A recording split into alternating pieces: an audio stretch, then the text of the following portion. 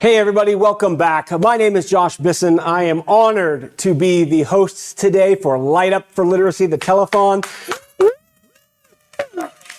for Chatham Literacy. I am on the board of directors. I'm also the chairman of the development committee. And again, it is an absolute blessing to be with you today. Today's about power. We've talked about that already. We'll probably talk about that all day, right? The power of literacy to open doors, to strengthen families, and to energize our communities. So, as I mentioned earlier, part of what we're doing today is we're giving away prizes. We're super excited to be able to do that. And for the last hour, we are going to be giving away a signed copy of The Night Train by Clyde Edgerton. And the winner of this amazing prize is Tim White. All right, so again, we are here live, 79 West in Pittsburgh. We're having so many special guests today. We are super excited about that. But first, here's a sneak peek at what your generosity is doing so far. So far, we've raised $1,000. $1,000. That is amazing. That is such a great start, but we've got a long day ahead. And I've got some exciting news right now. We are matching donations dollar for dollar up to $2,500. So your donation could be doubled just like that instantaneously. So so there are plenty of ways to give. The first way is give us a call. We've got a team of people here. You probably can't see them right now. We've got a team of people here ready to take your call. The number's 919-742-0578. You can stop by 79 West. We are here. We're excited. We've got lots going on.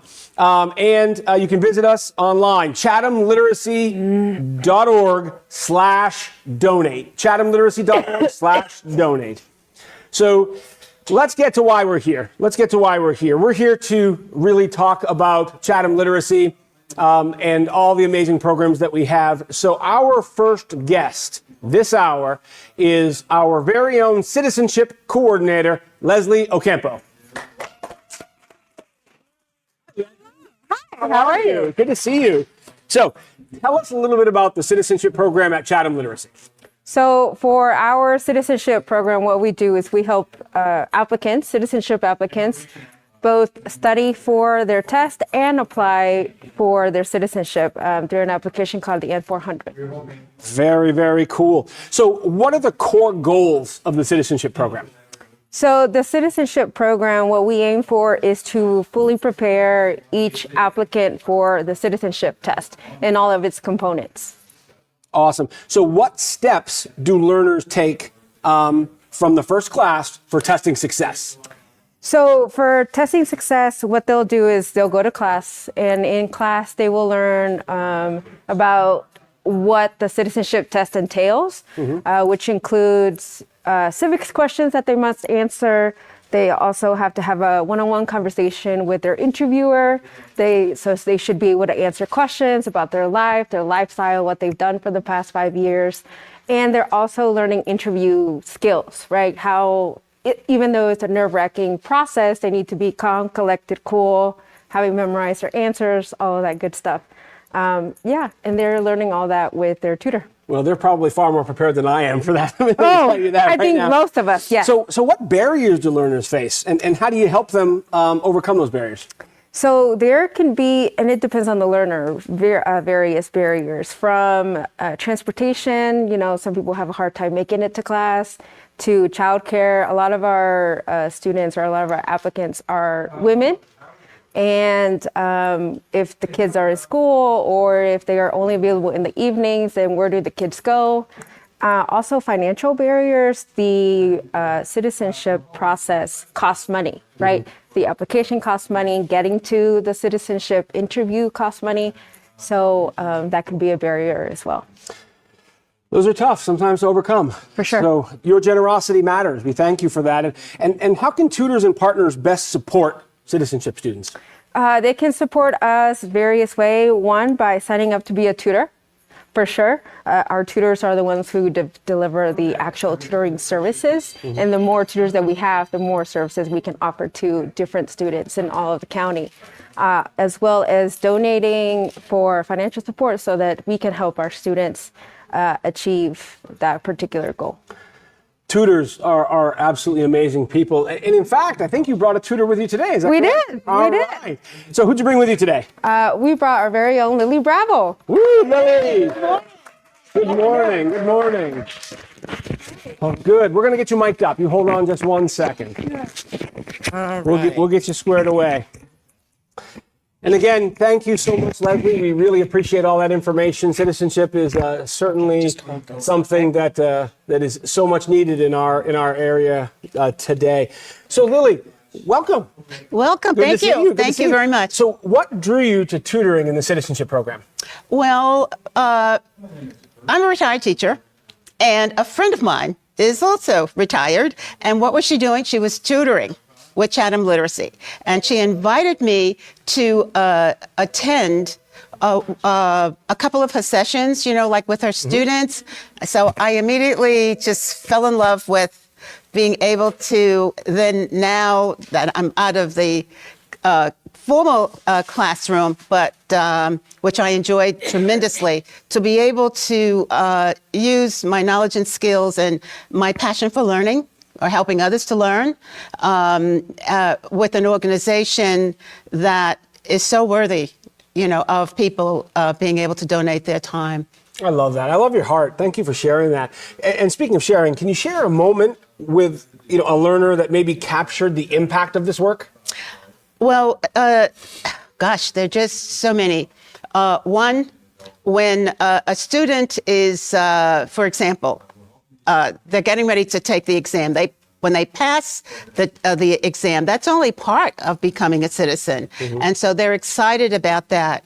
And I've been fortunate enough to be able to go to some of the ceremonies where the swearing in, taking the oath of allegiance.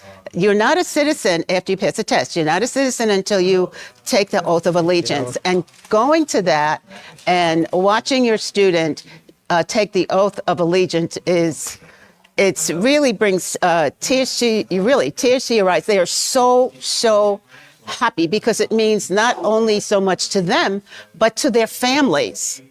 They are able to bring so much more security to their families when they become full citizens. That's wonderful. And it sounds like it brings a lot of confidence too. So, with that, what strategies help learners build confidence for these interviews and tests?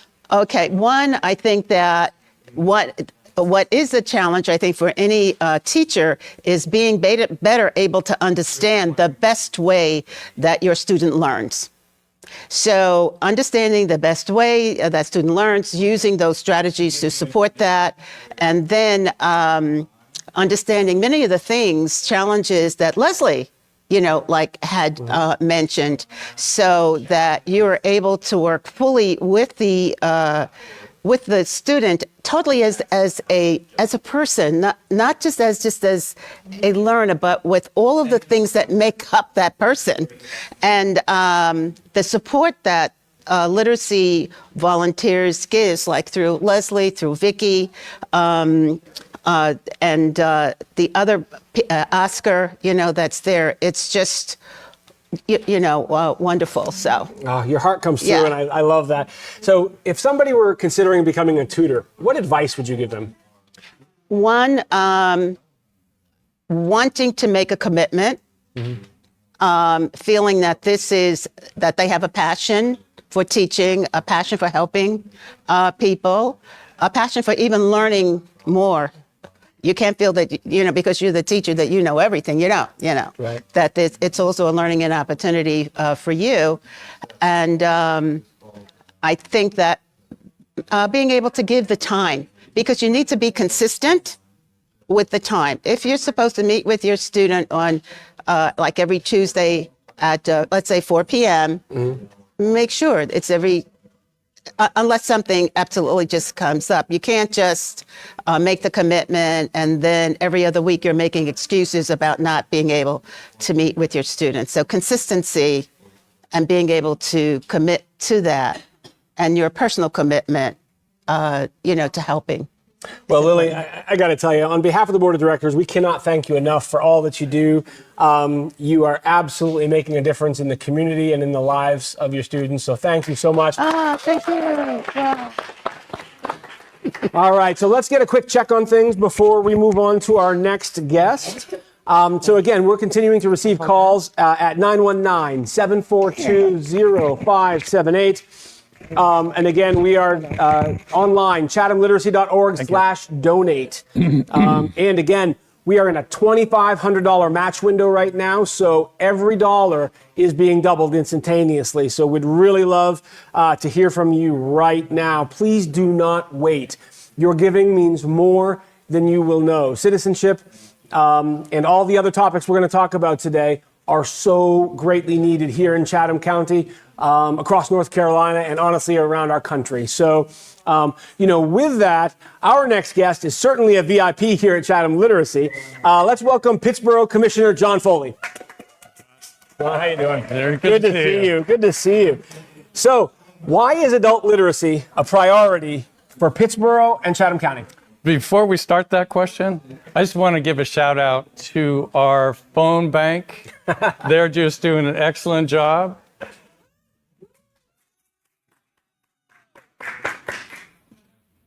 The interest that we are generating today is very, very inspiring. So I'm happy to be here. So your question was? It was, why is adult literacy a priority for Pittsboro and Chatham County? Well, Pittsboro is a community. It's not just a community, it's a tight-knit community. And the same with Chatham County, and both communities are growing. And so what we need is able-bodied, well-educated adults to fill the roles that we're going to be growing with. So that's Chatham Literacy fills some of that need. My friend Lily was just here before, was a tutor, and she talked about citizenship, and she also talked about lifting people to aspire to greater things. And we welcome that thought as a community. You're absolutely right. And again, Lily's heart shone through so well. So where do you see literacy making the biggest impact locally? Citizenship. I would love to see the town grow with a great participation in the Hispanic community, and that starts with literacy and citizenship. Amen to that. So how can local government and community groups strengthen this work together? How do you partner? Well, we're doing it today, aren't we? Being aware of what the need is and how we can fill it. And more importantly, as a town, how do we support those folks that need support? And you have a voice in me and with Chatham Literacy. So really inspirational, John. And I guess my last question for you is, what's your call to action today? What do our viewers need to do? The viewers, thank you for watching and listening. I think what is needed today is donations and support. If you are have any experience as a tutor, come on down. We welcome that. If you have any experience with translations, come on down. We welcome that as well. And we always welcome donations. All right. John Foley, thank you so much, sir. Appreciate it. Thank you. All right. So again, even more housekeeping. So mark your calendars. I want to tell you about a date. April 22nd, 2026. We have our luncheons for Chatham Literacy. You are not going to want to miss that. You're definitely not going to want to miss today or that. So put April 22nd on your calendars. Our keynote speaker will be Daniel Wallace. We are super excited about that.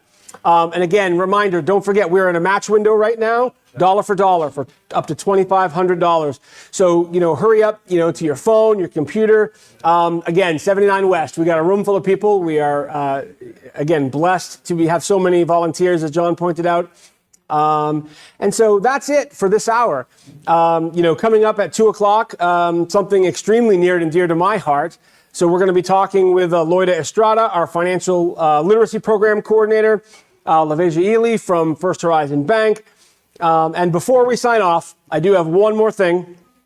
This hour, our prize winner is taking home a $25 gift card to Haley Bales, and that is to Jim Noss.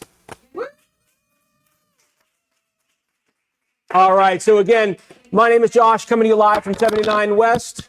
We look forward to working with you, and until the next hour, so much more to come.